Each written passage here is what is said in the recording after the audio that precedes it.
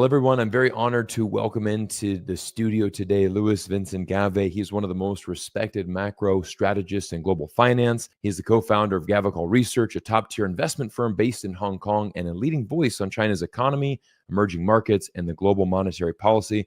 Well, Loius, I don't think that the timing could be better because this is just we have so much to discuss today. Obviously, the tariff war between the United States and China today, and I'm going to start with your pinned tweet. I think this is a really interesting thing to start off our conversations when you say, one of my go-to themes in recent quarters has been how the negative bias in Western media against China is doing readers a massive disservice. And I have argued incessantly that instead of preparing for a world in which China self emulates, policymakers and business leaders need to prepare for a world in which China catches up and sometimes leapfrogs the West in industry after industry. Give us a little bit of insights into why this is your pinned tweet and what people are really missing. In a world in which, if you just open your eyes, you see that Chinese cars are now much better than Western cars and cheaper. And you see the high-speed trains in China, and you see the fintech, and you see all the development that there is. The extent to which the narrative in China has remained around China has been stuck for about 10 years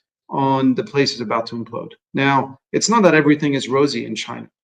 China is a massive country, of course, 1.2, 1.3 billion people. It's the world's second largest economy. You can always find examples for whatever you want. Like I can give you great examples of progress, and you can give me great example of things moving backwards and things imploding.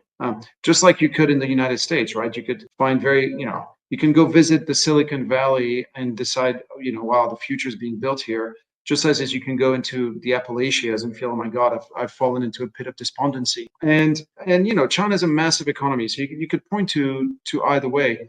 What's been fascinating to me is the extent to which the negativity surrounding China and the media is all encompassing. And I know you've followed China as well for a long time, and it feels that you just move from one extreme to the next. It's either you go through 10 years, oh my God, China's going to conquer the world, and it's going to take over everything, to suddenly you switch to, oh my God, China is imploding, and it's going to war, or it's going to be all these devastating things. And there's no doubt that in the past 10 years, we've been in this cycle of China's imploding, et cetera, mostly because, what had been the driver of growth, namely real estate, hit the skids. And I think because we went through in the Western world some pretty bad real estate bust, of course, US in 2008, Europe in 2012, 2013, there was a perception of, oh, China's going through a real estate correction. I've seen this movie before. Now the banks are going to go bust, and the shadow banking system is going to go bust. And I know exactly what to do because I've seen this before. So there was a lot of projection of our own experiences onto a Chinese system that frankly functions completely differently. The financial architecture of China is completely different from that of the West. The banks fund themselves from retail savings. They don't fund themselves through money markets. They're actually much more conservatively ran than Western banks. So the bottom line, you've ended up with a very, very different outcome. But once people decide, oh, I've seen this movie, I know where it's going, they just get stuck on it. I think it's been a particular disservice, and we're seeing that right now. You're seeing it in the trade war, where I think the worst possible thing that can happen is when you underestimate your adversary. When you think, if I'm going to walk in here and these guys are going to fold in a New York second. These have been, of course, some of the biggest blunders in history, and you're seeing it right now in the trade war. This belief that China's about to collapse. We're going to push them a little bit. We're going to put in some tariffs and the economy is going to implode. And it's brought us to the situation we're in, where now all of a sudden the White House has to backtrack very, very quickly and look quite foolish in doing so. And that's where we are. You underestimate your opponent to be honest, at your own detriment. Very often the picture that Americans have of China is it's like North Korea.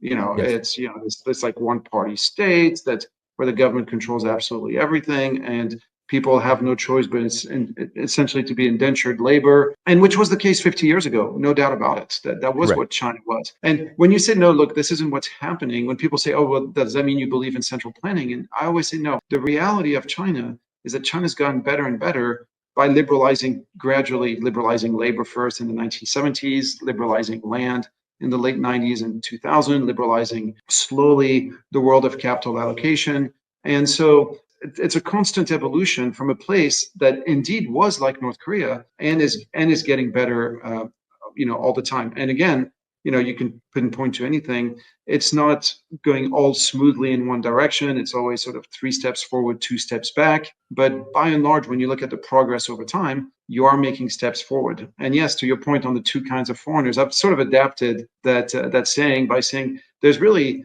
2 kinds of foreigners. There's 2 kinds of foreigners. There's the ones who go to China and come back and say the future is being built over there. I saw flying cars.